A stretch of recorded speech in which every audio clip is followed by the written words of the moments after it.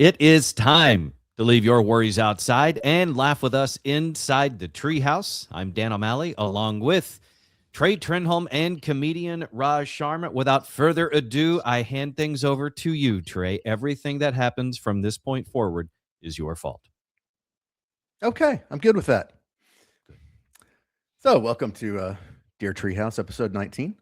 And today is, although I am sure we will find a punchline, I'm going to throw out a more serious topic.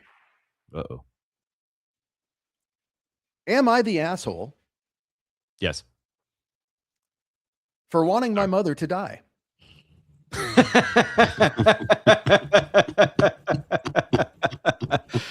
I want to stay with my original answer, but knowing you and the relationship you've had with your mother over the years, I feel like I should change it. Well, all right, to let everyone in on the backstory of this. Yeah. So, for the... No, don't. I think it's so much better without any context whatsoever.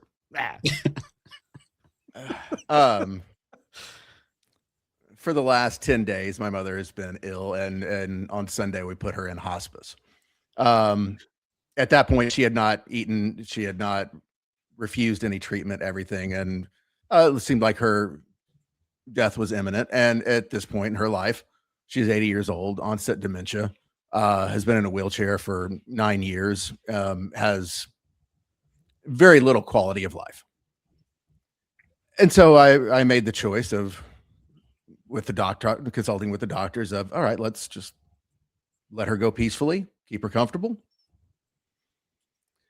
Minute we get her in hospice, she like pops up like I don't know, like some cartoonish thing. And then, she's eating breakfast and talking, and it's like she had done none of those things. Yeah, exactly.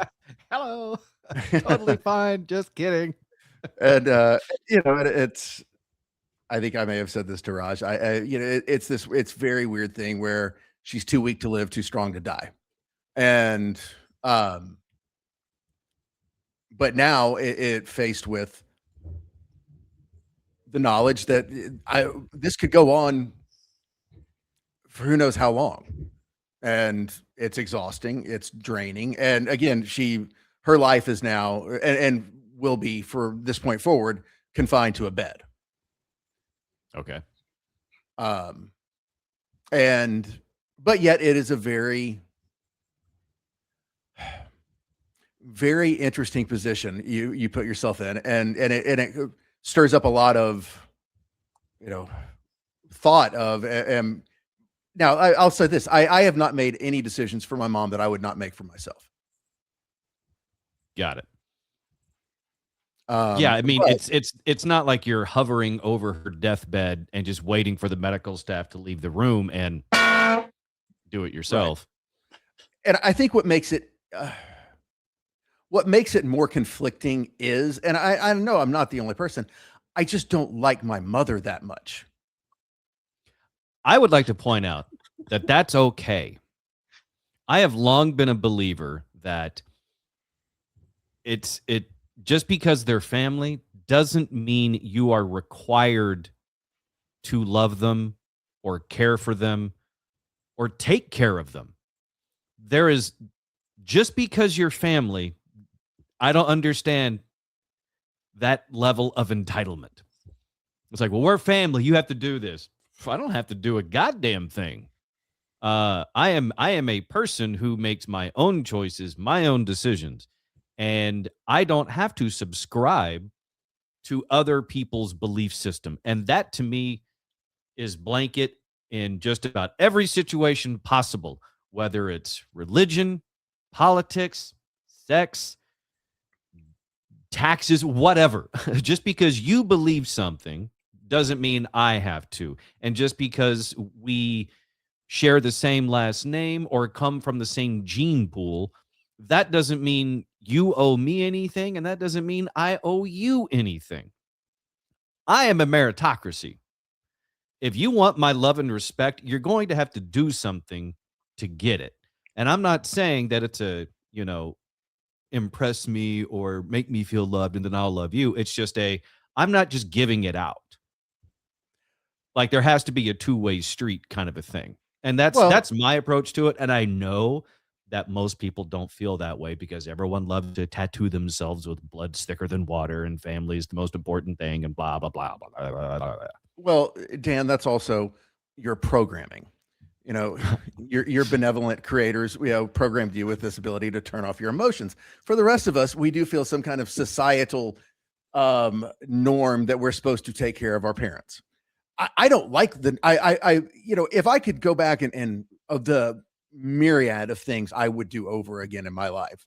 Number one would be not drink. Number two would be I would just have 86 my mother out of my life in my early 20s. Mm-hmm. But I didn't. And now I find myself in this deal, and I'm an only child. She's an only child. I guess one of the other profound things is and it more really comes from animals. I hate the thought of people or anything dying alone. Mm-hmm. Mm-hmm. And that says a lot about you as a person. I'm not saying, by the way, that you shouldn't do that. I think it's a very bold and it's very big of you to care for her in such a way that she never really cared for you. It shows how good of a human you are. And ironically, she did at least a little something right. She may not have done all of it because a lot of it's you, but there's a little bit of her in there somewhere. So at the end, you're making it as good as humanly possible without whacking her on the head. And the little bit of her is the part of me that's going, all right, let's get to kitten. You're not doing anything here. Time to move on.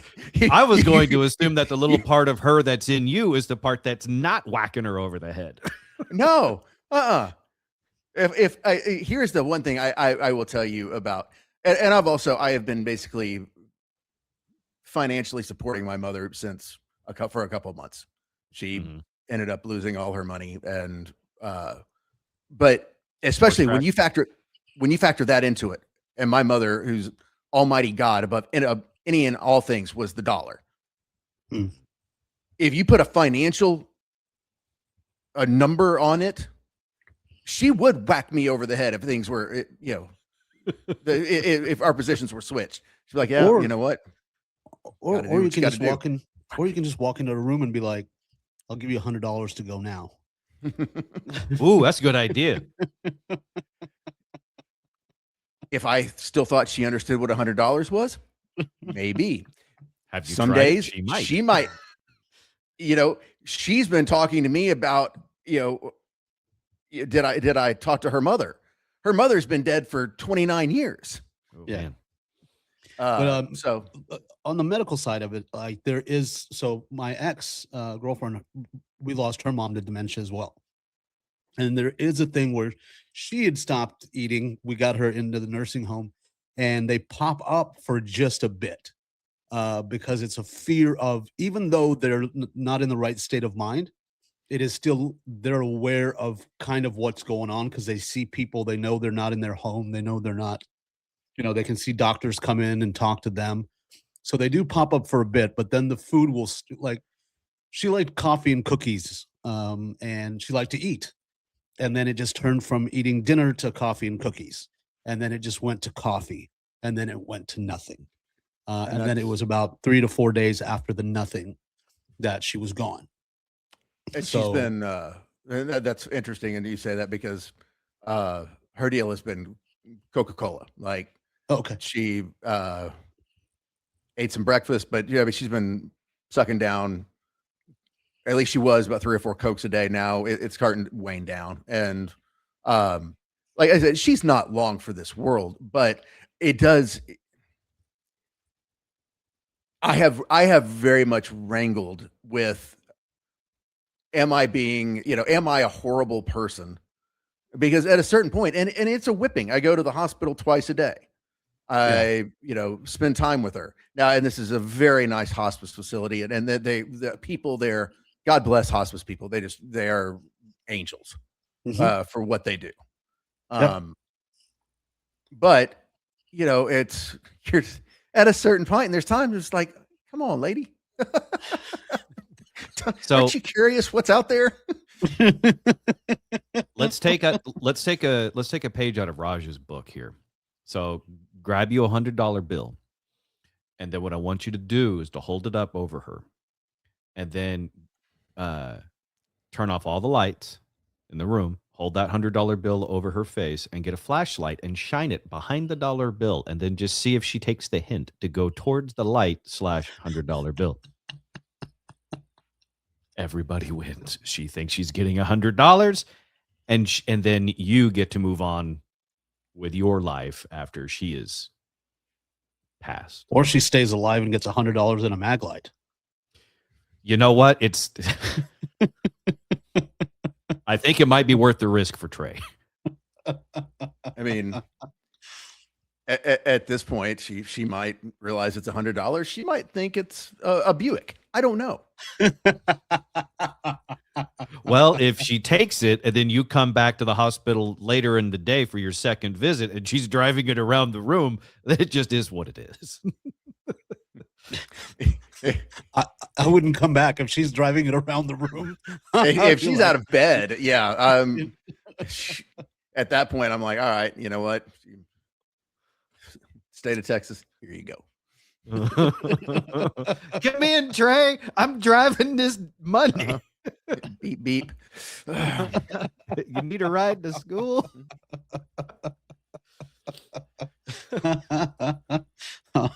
R. Kelly's remix to Ignition is playing as she's doing it. This is a horrible thing that happens with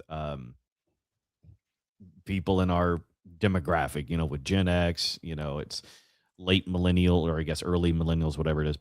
And some have had to encounter this before others for various reasons, but that is the passing of a parent, especially if it's a situation where you're all they've got, which is the situation you're in, Trey. I mean, your dad passed away years ago. Raj, both of your parents are gone. My dad passed away a few years ago. And in those situations, they had people caring for them, right? My dad did. Raj, I think both your parents had people caring for them. It didn't all fall on you. And Trey, I don't think everything with your dad's illness fell on you, because he also had his wife, your stepmom, Jackie. Not to say you weren't, involved or anything, but it just wasn't all on you. Does that make sense? This situation's different because it absolutely is all on you. She's the type of woman, ends up absolutely alone, and you're all she's got. It's a testament to who my mother has been and how she lived her life that I am the only person around. She has run off every friend, every acquaintance. She's toxic, and people get tired of dealing with her shit. Mm-hmm. And so, yeah, that is. And there are times that a part of me are like, you know what, that bitch deserves to die alone. But then I feel this guilt of, and whether it's a societal norm or whatever, that, or just the fact, and this, if you want to talk about really questioning who you are as a person, and ever since I got sober, I try very hard to be a better person. But the fact of the matter is, Daisy, was 15 and a half years old. If I had to choose of who's my time and attention going to be to keep them alive, it goes with Daisy every day of the week and twice on Sunday. Yeah. And I am sure there's somewhere that's means my priorities are all fucked up, but it just is what it is. No. You know why I say no? Not because I agree with you, although I do. It's because they are your priorities. Someone else can take their standards, their expectations, their priorities, and apply them to you all they want. But that doesn't fucking matter. All that matters is what you do, what you want to do, what you hold important. And any opinion from anybody else just doesn't matter, because they're not the ones in the situation. You are. It's very, very simple for someone on the outside to say, Trey, you should be doing this. Well, listen here, stranger. You have not lived in this situation the way Trey has for 51 years. You go through 51 years of the shit Trey's gone through. And at this moment right now, you truly feel that it should go a different direction. Fine. But that's not what Trey's going to do. Trey has earned it. These are your priorities. It's your business. And really the only business that it really matters is you, what little flickering there is left inside your mom, and medical personnel. That's it. And Daisy the Chihuahua was over there going, you goddamn right you choose me. Yeah. Well, and and it's sad and but I saw this fascinating thing that, and I never knew this existed, that there's a rail line that goes from Dallas to Toronto. What are you gonna do?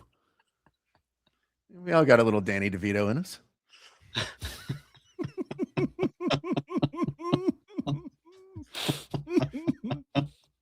Yeah, who wants to be Billy Crystal? I'll do it.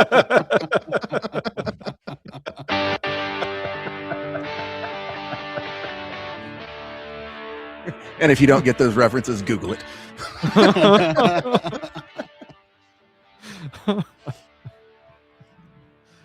Owen loves mama.